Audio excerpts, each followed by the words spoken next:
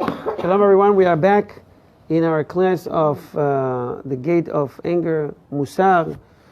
Today we are going to bring Be'ez Hashem to discover a remedy for anger for the first time, Baruch Hashem. It's good for everyone, in any case, at all time. The Torah teaches us that anger is very bad for a person. There's different kind of people. There's actually 4 levels. Someone that is easy to be pleased and easy to get angry. Someone that is hard to get angry and easy to be pleased. There's someone that is easy to be angry and easy to get angry. To be pleased. There's someone that he is very hard to get angry, but very hard to be pleased. And the level of Hasid, Tzaddik, a great person, is someone that it's very hard for him to get angry, but very easy to be pleased, to calm down. So the Mishnah in the Tractate of Avot teaches us that anger is a trait, human traits, it's in us, and it teaches us how to manage it. Saying that sometimes to be angry, it's okay. Nevertheless, you have to avoid it as much as you can. The question is how you manage it. The first question we ask before we study this gate of anger, if anger is good or bad. So everybody would say, yeah, it's bad. Sometimes it's good. Why it's good? If you had a task to do, something to do, and you didn't do it, and you're angry with yourself, it's good. Give it a drive next time to do it. I didn't wake up in the morning, it ruined my day, I couldn't do what I planned to do, I missed davening in the show, I missed this, I missed that. You're angry at yourself. This is good. Because next time you'll try harder. It'll be better. If you insulted someone, your husband, your wife, a coworker, you're angry at yourself. Now you know you need to apologize. You need to do something about it. It's a good anger. Okay, we mentioned when we did something. So what do you do if someone really makes you upset? What would you do? And this is what we teach in the Abayta Yehudi, by the way. We have classes in Hebrew every Monday, 6:30, for men only, how to handle the Jewish home. So one of the questions we ask, what happened if your wife was upset with you and she called you with bad names? You're stupid, you're lazy, you whatever. And now, I heard more than once, unfortunately, a woman that came to us for a consultation, and she said, I can't be with him anymore. What happened? He insulted me. He called me so-and-so. How can I be with him? What did he say? He said that I'm lazy. He said I'm stupid, not for the first time.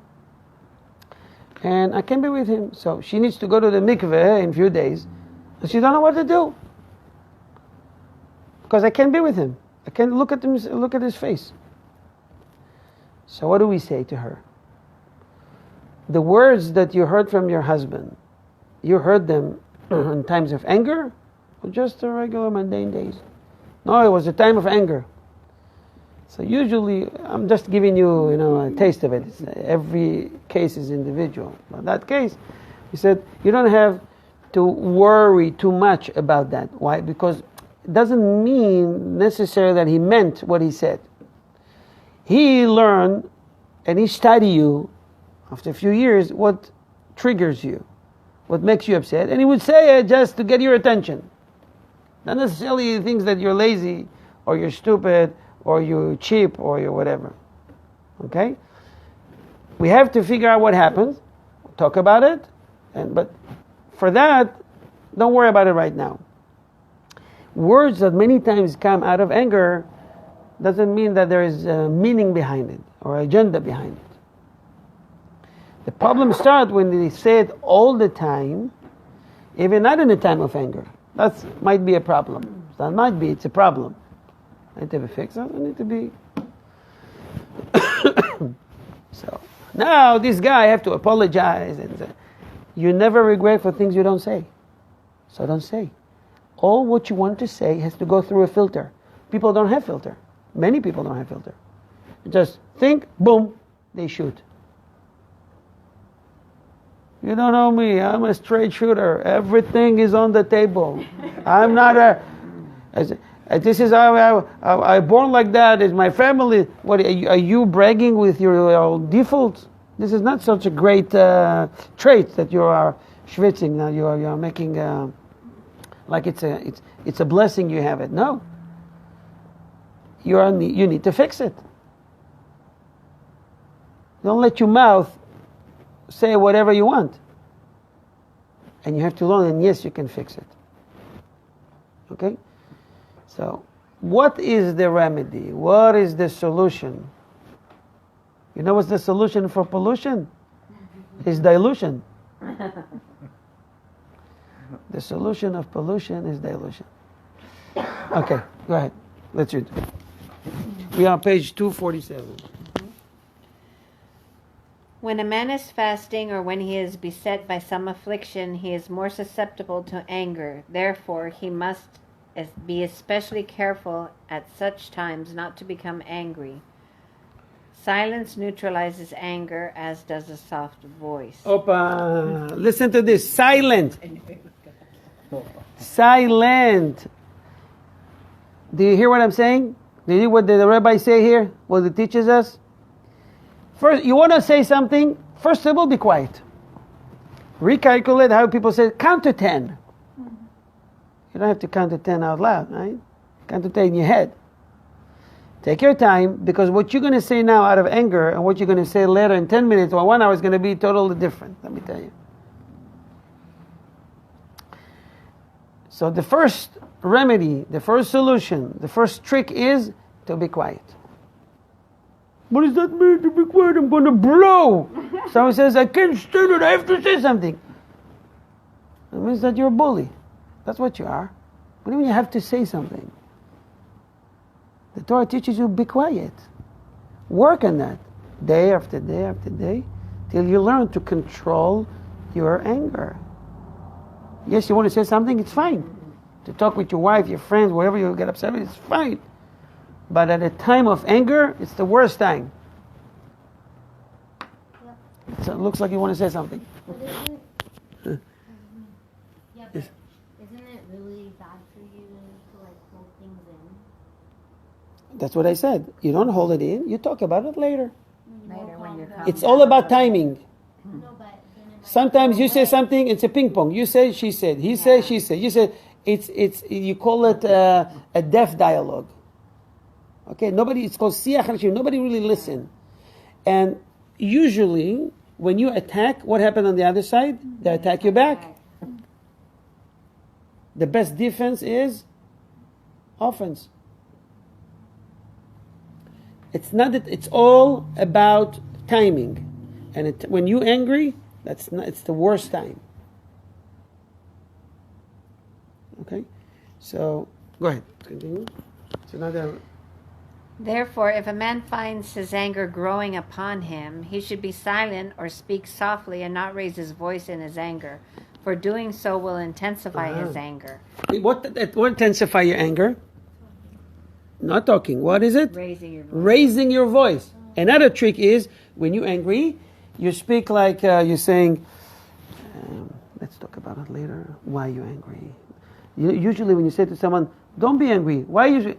That never helps. Why you angry? That just make him more angry. Choose different words. Speak softly. You can calm someone with a hug, with the soft words, rather than using a high voice. It makes him more upset because he's going to go another level above you. Mm-hmm. Okay. So the other trick is to speak with a low voice. You want to calm a child that is very angry. You hug him and tell him, why are you angry? Let's talk about it. Now, he's going to lower his voice. When you scream, he's going to scream too, or maybe above your level. Okay? It's good with everybody. Continue. Back. Whereas a soft voice and silence allay it. He should also not look at the face of the person he's angry with, but speak to him without looking at him. Then he will expel the anger from his heart. Right. One of the other tricks is when someone is angry, is upset, never ever look at his face or to his eyes. It's another trick that the Rebbe, according to Kabbalah, that teaches us. Look down, look away, look above. Don't look him in his face. Beside that, on the Kabbalah level, when someone is angry, he is surrounded with avodah zarah. It's like it's bad forces, very bad energy is now dwelling on him. By looking at someone angry, is like a laser, not metaphorically, coming and shooting from his eyes to you, and you get infected. So look down. The eyes is the window to the soul, and it can affect your soul.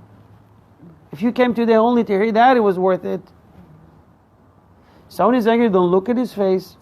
He's considered so many times rasha, wicked. And the rabbi will not look at the wicked face. It's contaminating. Spiritually, it's very bad. But beside that, when you don't look at someone's face, he feels more comfortable with that. It's another way to make him relax. Soft voice. And when you're angry, be silent. You saw something you don't like, be silent. If you have to talk with a soft voice. But don't give him the face. Some do a low voice. It's better not to say, I want to kill you. What you're doing here is something beyond. Wait for me outside. But I spoke at a very low voice. Yeah, but you make a lot of threat. What kind of a low voice it is? Sometimes it's the words instead of the tone. Huh? Sometimes it's more the words and the tone. Words, the tone, the face, the way you act. Calm down, relax. Believe me, you live longer. Like how the mafia guys say, Who? speak softly, carry a big stick. Sure.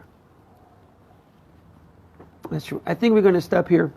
At this point, we've learned something very special today. And next week, we're going to learn a few more tricks how to control anger. When you're not angry, your body functions way better. When you're angry, poison comes from the brain to the body. It hurts the lungs, it hurts the kidney, especially the liver. This is bad for you and bad for the people around you. God, that He created us and He created the Torah, He put the remedy in the Torah. And He revealed to us what tricks to use to fix this kind of problems. So you want to use medication or whatever you use, that's up to you. We give you something for free, something to practice on. And it works all the time, 100%. On behalf of Ohev Israel Foundation, I want to encourage everybody, please go to our website. You see there are many classes. Your support is important. Click on donate and make a donation from your tie to support the Ohev Israel Foundation. God bless you for that. And your family with a good health and great parnasa livelihood. Toda rabba, and thank you for the Medina's family and Hannah that helping behind the scenes for everything we need for Ohev Israel. Refuah shelema for everyone. B'sorot tovot.